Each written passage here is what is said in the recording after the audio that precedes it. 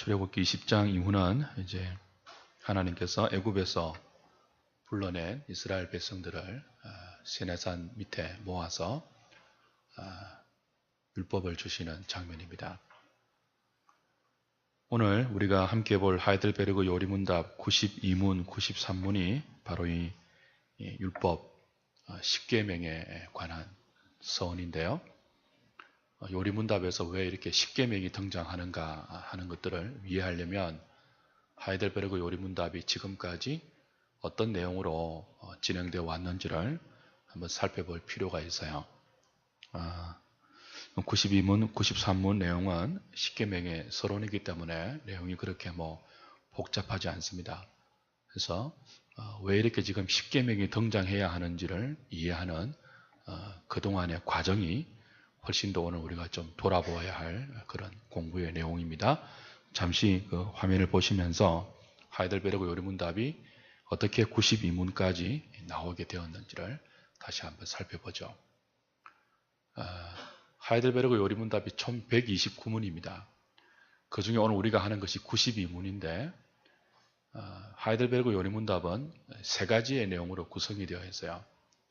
1문, 2문은 서론이고 이제 3문부터 129문까지가 세 가지의 내용으로 구성되는데 그 세 가지의 내용은 1문, 2문이라는 서론에서 물었던 물음에 대한 답을 구체적으로 공부해 가는 것이 3문부터 129문까지의 내용이고 그게 이제 세 가지로 요약이 되어 나옵니다. 그럼 1문, 2문이 무엇을 우리에게 묻고 답하고 가르쳤는가를 다시 한번 보면서 왜 지금 10계명까지 나왔는지를 쭉 한번 확인해 보죠. 자, 1문 제가 읽을 테니까 1문 답을 긴 거 말고 화면에 나오는 조금만 읽도록 하겠습니다. 사나 죽으나 그대의 유일한 위로는 무엇입니까? 내 몸과 영혼이 나의 것이 아니고 예수 그리스도의 것인 것이 나의 유일한 위로이다. 자, 하이델베르그 요리문답은 성도의 생사간의 유일한 위로를 묻고 거기에 대한 답으로 내 몸과 내 영혼이 내 것이 아니고 예수 그리스도의 것입니다 라고 답을 했어요. 그러니까 내가 내 소유가 아니고 내 몸도 나의 것이 아니고 내 몸이 그리스도의 것입니다. 내 영혼도 그리스도의 것입니다. 그것이 생사간의 성도의 유일한 위로라는 거예요. 오늘 다시 한번 저와 여러분들에게 한번 개인적으로 물어볼 필요가 있습니다. 오늘 나에게 과연 내가 그리스도의 것이 되었다는 이것이 내 몸이 그리스도의 것이 되었고 내 영혼이 그리스도의 소유가 되었다는 이것이 내가 살아있던 죽던 나에게 유일한 위로가 되어 있는가? 그걸 좀 물어볼 필요가 있어요. 교회는 늘 이것을 가르쳤다는 거죠. 세상의 어떤 다른 값싼 위로로 성도를 위로하는 것이 아니고 우리가 어떤 질곡의 삶을 살아간다 할지라도 늘 묵상할 때 내가 그리스도의 것입니다. 이 고난 속에도 내 몸이 그리스도의 것이고 내 영혼이 그리스도의 것이 되어 있다는 그 사실을 확인하고 성도는 그 사실 속에서 자신의 참된 위로를 받아야 한다고 교회가 늘 가르쳤던 거예요. 그럼 이제 이 문에서는 왜 우리가 그리스도의 것이 되었다는 이것이 왜 우리에게 살아있던 죽어있던 참되고 유일한 위로가 되는가 하는 것들을 이 문에서 묻습니다. 이 문 제가 물을게요. 이러한 위로 가운데 복되게 살고 복되게 죽기 위해서는 무엇을 알아야 하나? 첫째, 나의 죄와 비참함이 얼마나 큰가? 둘째, 나의 모든 죄와 비참함에서 어떻게 구원을 받는가? 셋째, 그 구원에 대해 내가 얼마나 하나님께 감사해야 하는가? 자, 이 세 가지를 이제 이 문에서 제시해요. 내가 그리스도의 것이 되었다는 그것이 왜 나에게 참되고 유일한 위로가 되는가라고 할 때 이 세 가지를 바르게 알 때 그리스도의 것이 되었다는 것이 언제나 우리의 위로가 된다는 거죠. 첫 번째가 뭡니까? 나의 죄와 비참함이 얼마나 큰가 하는 것을 알 때 그리스도의 것이 되었다는 이것이 우리의 유일한 위로가 될 수 있다는 것입니다. 두 번째는 뭐죠? 내가 모든 죄와 비참함에서 어떻게 구원을 받았는가? 그걸 알 때 내가 그리스도의 것이 되었다는 것이 참된 위로로 다가올 수 있다는 거예요. 세 번째는 뭐죠?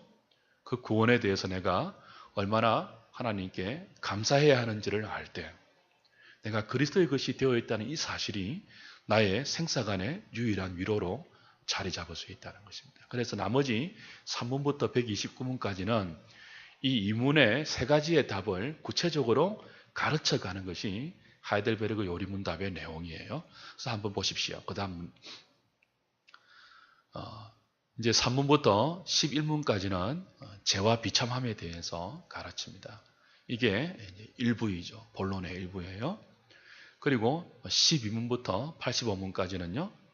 그 죄와 비참함에서 우리를 구원하실 중보자 예수 그리스도와 그 예수 그리스도가 죄인들을 구원하신 구원에 대해서 가르쳐요. 그 구원에 대해서 가르칠 때 조금 있으면 좀 더 자세하게 나오고요. 그 2부 보십시오. 12문부터 20문까지는 중보자와 중보자의 조건에 대해서 언급을 하죠. 21문, 22문요. 어떻게 우리가 구원을 받는가라고 할 때 구원을 얻는 참된 믿음을 가르칩니다. 그리고 23문부터 58문까지는 그 참된 믿음이 무엇인지를 사도신경을 통하여서 그 참된 믿음의 고백을 요약적으로 가르치죠. 사도신경은 성부 하나님에 대해서, 성자 하나님에 대해서, 성령 하나님에 대해서 그 삼위 하나님을 믿으며 고백하는 종말론적인 삶에 대해서, 교회에 대해서, 고백에 대해서 구체적으로 가르치고요. 그 다음에 이 사도신경이 우리에게 요약해주는 참된 믿음을 가지면 그 믿는 믿음을 가진 신자는 어떤 유익을 얻는가라고 할 때 하나님 앞에 어렵다함을 받는 칭의에 대해서 가르쳐요. 그게 이제 59문부터 64문까지의 내용이었죠. 그 다음 65문부터 85문까지는 하나님께서 우리를 믿음으로 이끌 때 그 은혜의 통로가 되는 성례와 그리고 설교와 권징에 대해서 하나씩 하나씩 풀어서 가르칩니다. 그게 이제 2부의 내용이에요. 우리의 구원과 구원을 주신 예수 그리스도에 대해서 2부에서 가르치고 나서 3부로 가면 86문부터 마지막 129문까지가 3부예요. 그렇게 중보자 되신 예수 그리스도의 구속의 은혜로 구원의 은총을 받은 자들이 어떻게 감사하며 살아야 하는 것이 86문부터 129문까지인데 우리가 지난주까지 한 것이 뭡니까? 86문부터 91문까지 회심과 선행에 관한 내용입니다. 예수 그리스도의 은혜로 구원받은 주의 백성들은 그 은혜에 감사하는 삶을 살아야 하는데 첫 번째로 등장하는 것이 선행이었습니다. 그런데 이 선행을 요리문답은 회심과 더불어서 다루었어요. 그러니까 선행은 그리스도의 은총으로 구원함을 받은 자, 회심한 자들이 당연히 회심의 열매로 맺어야 할 열매다 하는 것들을 86문부터 91문까지 다루었습니다. 그래서 지난주에 우리 옛사람에 대해서 죽고 새 사람에 대해서 사는 회심을 공부했잖아요. 그죠? 그리고 나서 이제 오늘 하는 92문부터 115문까지는 십계명을 다루어요. 그리고 116문부터 129문까지는 기도와 주기도문을 다루면서 이 선행이 구원받은 자의 마땅한 감사의 열매로 나오는 선행이 어디에 근거해야 하는가라고 할 때 주님이 주신 언약의 법인 십계명과 주님이 가르쳐 주신 주기도문의 내용에 따라서 우리에게 선행이라는 열매로 맺혀져야 한다. 그러니까 구원받은 자의 마땅한 열매인 선행이 어디에 근거하는가라고 할 때 요리문답은 십계명을 제시해요. 그리고 뭐라고 제시한다고요? 주기도문을 제시해요. 그건 이제 또 앞으로 차례로 다루기로 하고 그 중에서 오늘 우리가 하는 92문, 93문은 어디에 해당되는 내용이에요? 3부에 해당되죠. 3부가 뭐라고요? 구속받은 자의 감사의 삶입니다. 자, 구속받은 자의 감사의 삶을 다룰 때 이제 우리가 지금 보는 것은 십계명에 관한 것인데 그 앞에 뭐가 있었어요? 선행이잖아요. 선행. 그죠? 구속받은 자는 하나님께 감사하며 살아야 하는데 그 감사하는 삶의 첫 번째로 제시된 게 뭐라고요? 선행이에요. 선행. 근데 어떤 선행이 구원받은 자의 마땅한 감사의 열매로 나오는 선행인가라고 할 때 이제 오늘부터 무엇을 다룬다고요? 십계명을 다룬다는 거죠. 십계명을. 그래서 오늘 본문은 92문을 한번 보겠습니다. 이런 경로로 우리가 92문까지 나와 있는 것입니다. 왜 요리문답에서 십계명이 나오는지를 이해하시고 이 십계명을 공부하셔야 되죠. 자, 이 문을 제가 읽어보죠. 하나님의 율법이 무엇입니까? 하나님께서 다음과 같이 말씀하셨습니다. 나는 너를 애굽 땅 종되었던 집에서 인도하여 낸 너희 하나님 여호와로라. 그까지 읽을게요. 이제 1계명부터는 쭉 우리가 다음에 할 것이기 때문에 또 오늘 본문을 도시 읽었기 때문에 생략합니다. 지금 우리가 갖고 있는 주보의 문답에서는 우르시누스가 처음에 하이델 요리 문답을 가르치면서 했던 원문에 나와 있는 성경 구절이 안 나와 있어요.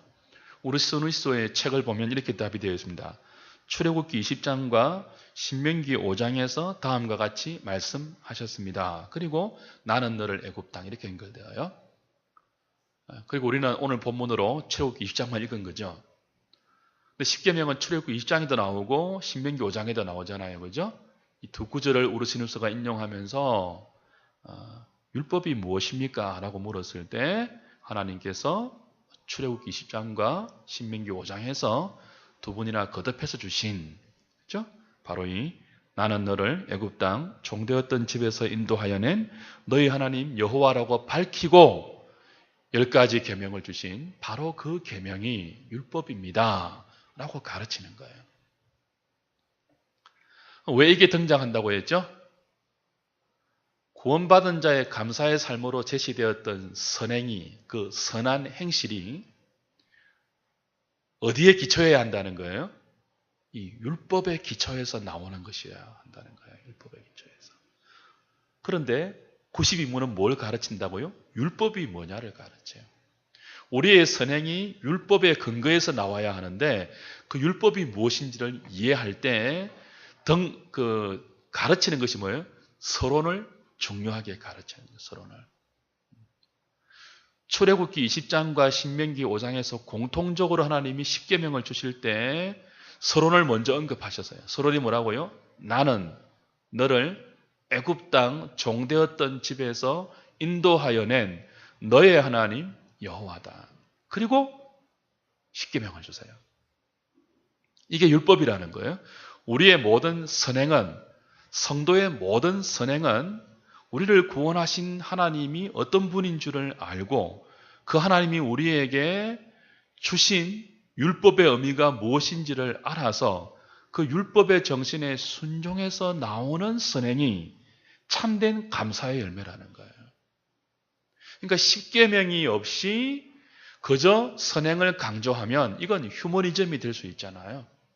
모든 휴머니즘은 자기 의로 갑니다. 자기 공로로 가고 자기 만족으로 가고 자기 자랑으로 치닫는 것이 휴머니즘입니다.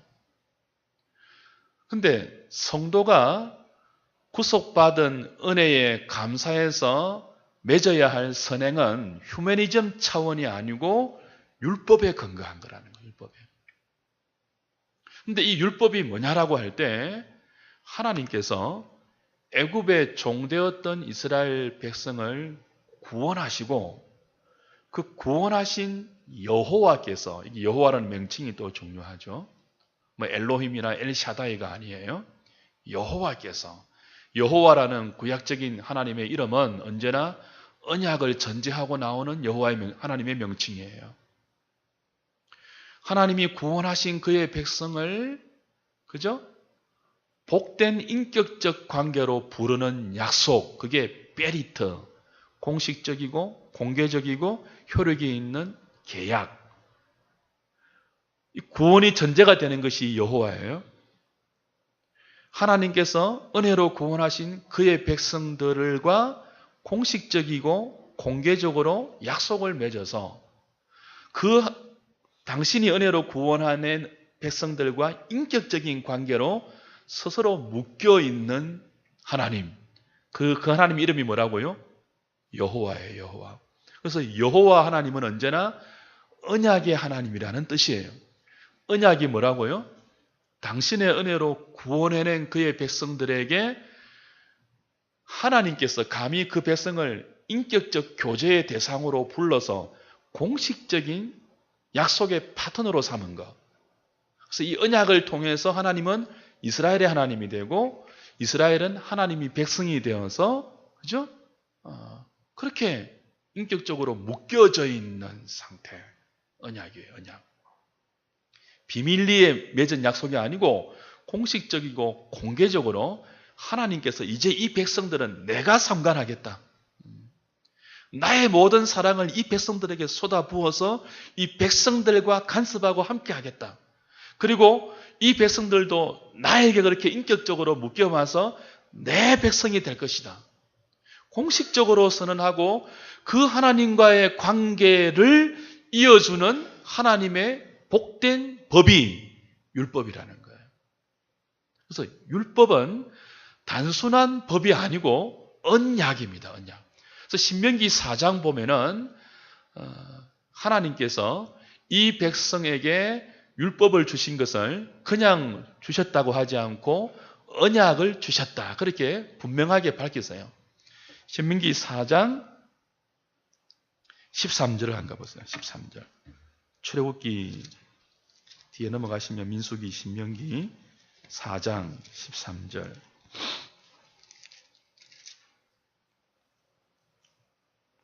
(267페이지죠) 4장 13절 같이 한번 읽어볼까요? 시작. 여호와께서 그의 언약을 너희에게 반포하시고 너희에게 지키라 명령하셨으니 곧 십계명이며 두 돌판에 친히 서신 것이라. 그냥 율법이라고 하지 않고 율법을 뭐라고 풀어 설명하신다고요? 여호와께서 그의 언약을 너희에게 반포하셨는데 그것은 곧 십계명이고 두 돌판에 새겨주신 것이다. 그렇게 말합니다. 신명기 5장 2절을 보시면 또 이렇게 되어 있죠. 5장 2절 읽을까요? 우리 하나님 여호와께서 호렙산에서 우리와 언약을 세우셨나니. 그랬어요. 자, 호렙산은 신의 산입니다. 하나님께서 모세를 통하여 율법, 십계명을 주셨는데 신명기 5장은 그것을 무엇이라고 설명한다고요? 우리와 언약을 세우신 것이다. 그래요. 언약. 공개적으로 이들의 하나님이 되겠다라고 세상 가운데 선포하시고 이들을 간섭하시고 이 법을 통하여 이들을 인도해 가겠다는 하나님의 복된 약속. 그 약속의 백성이 된 장소가 시내산 호렙산이죠. 그래서 율법은 단순한 그 삶의 규범 정도가 아니고 이 하나님께서 그 하나님 나라의 백성들을 구원하셔서 하나님 나라의 백성 삼으시고 이제 그 백성들을 이 법으로 하나님과 복된 그 인격의 관계로 만들어 가시겠다는 공식적인 서약이죠. 모든 신자의 선행은 자신을 구원하시고 우리에게 여호와가 되신 엘로힘이나 엘샤다이나 그죠? 단지 전능하시고 단지 힘이 많으시고 내 삶의 어떤 많은 부분을 그의 전능하심을 통해서 주실 수 있는 그 정도의 하나님이 아니고 여호와로 나에게 다가오셔서 그 전능하신 능력을 나를 구원하시는데 다 쏟아부어서 내 비참한 죄의 상태에 빠져있는 나를 구원하시는데 그분의 전능하신 능력을 다 쏟아부어서 건지시고는 그냥 내버려 두시는 것이 아니고 비참한 죄의 상태에서 건진 나를 하나님의 파트너로 삼으셔서 인격의 교제의 대상으로 삼으셔서 나와 약속의 파트너로 삼으신 그 하나님 여호와를 기억하고 그 여호와가 주신 언약의 법에 근거해서 선행을 만들어가는 것이 구원을 받은 자의 마땅한 감사의 삶이라는 거죠. 그래서 십계명을 벗어난 여호와 하나님께서 언약의 법으로 주신 이 율법을 벗어난 선행은 감사가 아니에요. 그건 쓰레기입니다, 쓰레기. 자기를 치장하는 정말 부패한 쓰레기예요. 모든 선행은 여호와 하나님께서 언약의 법으로 주신 십계명과 그의 기준에 그죠? 근거해서 나오는 은혜의 열매여야 합니다. 자원에서 순종하는 순종의 열매여야 합니다. 그래서 오늘 서문이 중요한 것은 십계명을 주시기 이전에 하나님께서 너를 구원한 하나님이라고 밝히는 데 있어요. 그 율법은 구원을 얻기 위한 기준으로 제시된 게 아니죠. 10가지 계명을 잘 지키면 구원을 줄게. 이 커트라인이 아니고 뭐예요?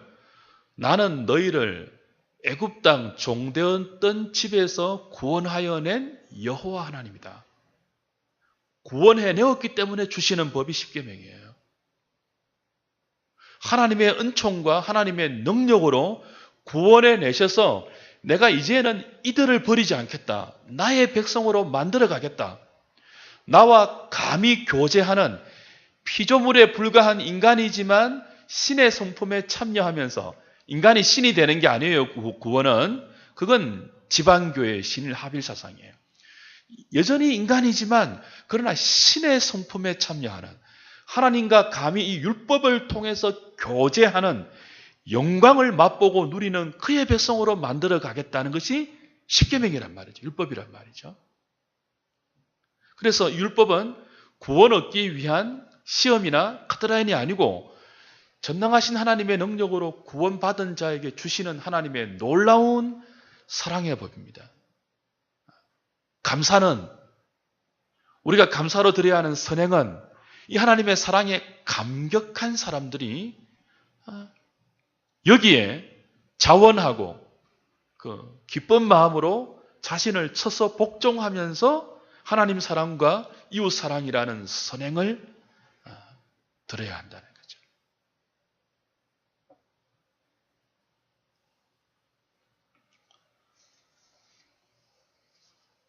만약에 이 십계명의 서론과 또 십계명 몸뚱아리를 떼어버리면 두 가지 극단에 빠져버립니다. 중요한 이 선이 없이 1계명부터 10계명만 강조하면요, 율법주의에 빠져요. 하나님의 은혜라는 선이 없으면. 그렇죠? 반면에 이 선만 강조하고 몸통인 10계명을 또 이렇게 약화시키면 방종주의가 됩니다. 값싼 은혜가 되어버려요. 하나님의 은혜는 죄와 비참에 빠진 우리 인생을 건졌잖아요. 구출해냈잖아요. 그죠? 하나님의 놀라운 은혜예요. 근데 이 은혜는 반드시 어디까지 연결되어야 되죠? 십계명까지 연결되어야 돼요. 그래서 복음과 율법은 분리해서는 안 돼요. 디한이라는 사람이 복음과 율법이라는 책을 펴냈는데 이 책이 루터 교회 잔재가 많이 남아있는 책입니다. 한국 교회에 많은 영향을 미쳤어요. 그래서 이 책의 영향을 받은 수많은 목회자와 성도들이 율법과 복음을 날카롭게 대치하는 것으로 이해한 사람이 많습니다. 그렇지 않습니다. 율법과 복음은 늘 함께 가요. 은혜와 복음은 함께 가요. 이 십계명이 그걸 말해주잖아요. 그죠?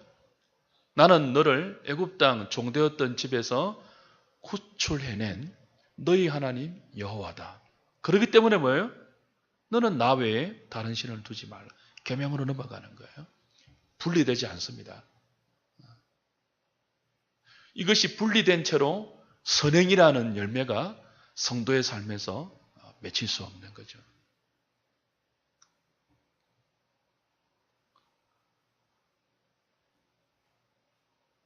이렇게 서문과 함께 십계명을 이해할 때 십계명의 핵심은 93문에서 이런 질문으로 이제 물어집니다. 93문. 십계명은 어떻게 나누이죠? 두 부분으로 나뉩니다. 처음 부분은 하나님에 대한 우리의 태도를 가르치며 둘째 부분은 이웃에 대한 우리의 의무를 가르칩니다. 자, 십계명의 근거에서만 참된 선행이 나온다고 했습니다. 근데 십계명이 요약하면은 크게 두 가지예요. 1부터 4까지는 뭐예요? 하나님에 대한 우리의 사랑과 태도입니다. 5부터 10까지는요. 이웃에 대한 우리의 의무예요. 구속받은 자가 그 죄와 비참에서 건진받은 자가 하나님의 은혜를 기억하고 그 하나님의 복된 율법의 약속 속에서 우리의 삶을 살아갈 때 첫 번째는 뭐예요? 하나님에 대한 우리의 태도가 선행으로 연결되는 거예요. 두 번째는 뭐죠? 이웃에 대한 우리의 의무가 참된 선행으로 연결된다는 거죠. 그래서 오늘 오전에도 우리가 확인한 것처럼 구원은 하나님의 생명이 우리 안에 들어오는 거예요. 하나님의 생명이 우리 안에 들어와서 허물과 죄로 죽었던 우리 영을 살리시면서 그죠? 구원의 역사가 시작이 됩니다. 말씀으로 우리를 부르시고 물론 우리를 그죠? 믿게 하시고 또 회개하게 하시고 믿은 우리를 어렵다 하시고 어렵다 한 우리를 양자 삼으셔서 거룩한 성화의 작업을 이루어 가시죠. 거룩한 성화의 작업을 이루어가는 그의 백성들을 결코 버리지 아니하시고 영화로운 자리까지 하나님께서 성령으로 그의 백성들 가운데 일하여 가실 것입니다. 이 모든 과정들을 통해서 하나님의 생명이 구속받은 죄와 비참에서 건진 그의 백성들을 몰고 가는 핵심이 뭐라는 거예요? 하나님과 이웃입니다. 어디에서부터요? 자기 자신에게서부터. 그래서 이건 늘 강조되어야 돼요. 하나님의 생명이 없는 자들은 본디, 그 본성상 자신의 삶이 어느 쪽으로 늘 치우친다고요? 자기입니다, 자기. 살아도 자기, 죽어도 자기예요. 자기밖에 몰라요. 하나님도 자기를 위해서 존재하고요. 이웃도 자기를 위해서 존재해요. 와이프도 자기를 위해 존재하고요. 자식도 자기를 위해 존재해요. 그리고 존재하는 수많은 자기 외의 다른 사람들이 자기에게 해를 끼치면 견디지 못해하죠. 죄와 비참 가운데 빠져있는 인생의 실체입니다. 그래서 자기를 사랑하는 지 그렇게 고통스러운 거예요.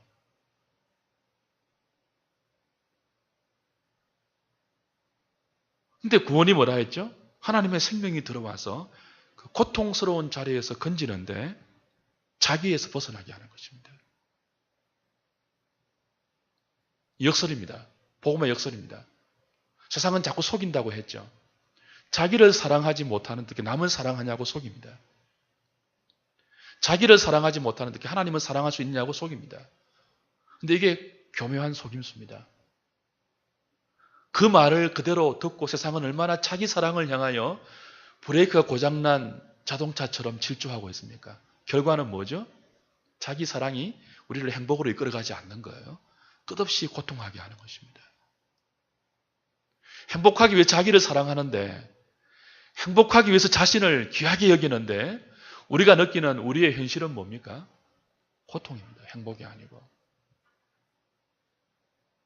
그래서 하나님의 율법은 자꾸 뭐예요?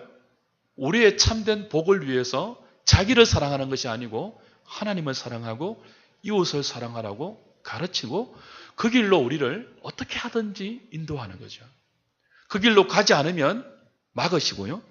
그 길로 가지 않으면 고난을 통해서 우리를 연단시키세요. 자기를 부인하게 만들어요.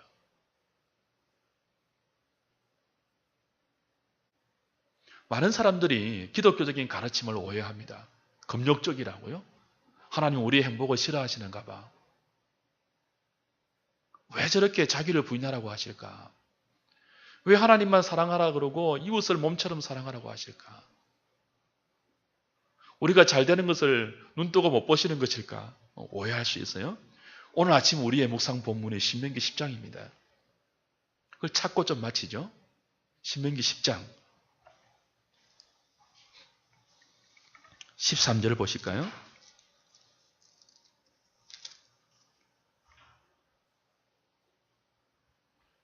12절부터 보겠습니다. 12절부터 13절 시작. 이스라엘아, 내 하나님 여호와께서 내게 요구하시는 것이 무엇이냐? 곧 내 하나님 여호와를 경외하여 그의 모든 도를 행하고 그를 사랑하며 마음을 다하고 뜻을 다하여 내 하나님 여호와를 섬기고 내가 오늘 내 행복을 위하여 내게 명하는 여호와의 명령과 규례를 지킬 것이 아니냐. 그 다음에 넘어가 18절부터 보시면 이제 19절에 나그네를 사랑하라 이런 말이 나와요. 율법의 핵심을 다시 한번 신명기는 강조하죠. 그러니까 하나님을 사랑할 때 마음을 다하고 뜻을 다하고 목숨을 다하고 성품을 다하여 사랑하고 이웃을 사랑할 때 나그네를 사랑하면서 내 이웃을 내 몸처럼 사랑하라. 너희도 예전에는 애굽 땅에서 나그네 된 자였다. 하나님이 너희들을 사랑하여 건지신 것은 하나님이 나그네를 불쌍히 보셨기 때문이다. 그 하나님의 은혜로 구원 얻은 너희들이라면 마땅히 너희가 이전에 있었던 그 자리를 기억하고 나그네를 사랑해야 한다. 가르칩니다. 그 율법의 핵심이 뭐라는 거예요? 다시 하나님과 이웃을 사랑하는 거예요. 그런데 이걸 신명기는 두 번째 가르치는 하나님의 명령입니다. 이 하나님 신자, 귀신 신자가 아니에요. 제신자예요. 제신자. 두 번째 반복되는 하나님의 명령, 그런 뜻이에요. 가데스 바네아에서 이스라엘 백성들이 가나안 땅으로 들어가기를 싫어해서, 그죠?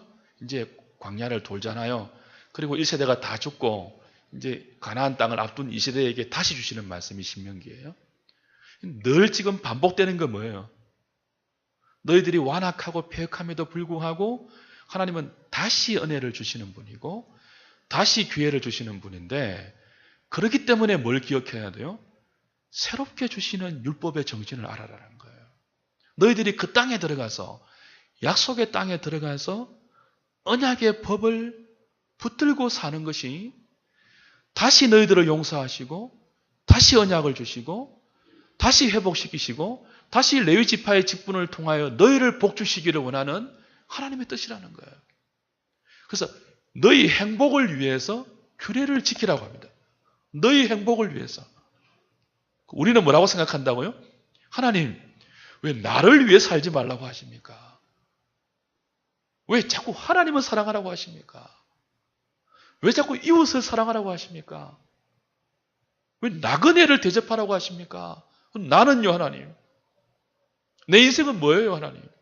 하나님 사랑하는데 마음을 다 쏟으면 나는 뭐예요, 하나님? 내 행복은 뭐예요, 도대체? 그럼 왜 만드셨어요, 하나님?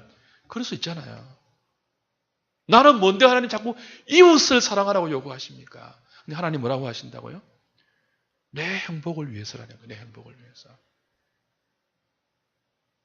내가 너를 만들 때 그렇게 살아야 행복하도록 만들었단다. 그 뜻이에요.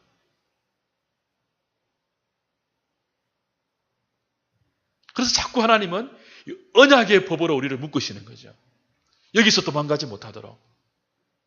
우리가 우리 자신에게 집중하고 우리 문제에 매몰되어서 하나님과 이웃을 향한 마땅한 실상을 보지 못하고 우리 삶만 맴맴 때 고난을 통해서 위를 보게 하시고 옆을 보게 하세요. 그리고 다시 율법으로 우리의 삶을 이끌어내세요. 무엇을 위해서죠? 행복을 위해서 우리의. 다시 연결합니다. 디모데후서 3장 1절 2절에 뭐라고 했죠? 말세의 사람들이 고통하는 때가 오는데 이유가 뭐라고요? 자기를 사랑하고 돈을 사랑하기 때문에. 이런 우리들을 하나님 불러서 어떤 자리로 가신다고요? 하나님을 사랑하고 이웃을 사랑하는 자리로 부르는데 그 목적이 뭐예요? 너의 행복을 위해서.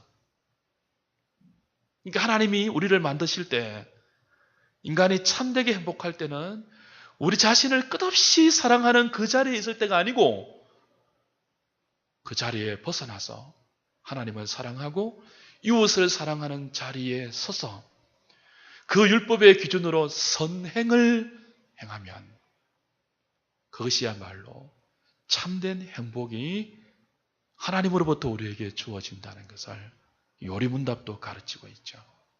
생사간에 우리의 유일한 위로는 내 몸과 영혼이 사나 죽으나 나의 것이 아니고 그리스도의 것이 되어 있는 것인데 왜 이것이 우리의 위로라고요?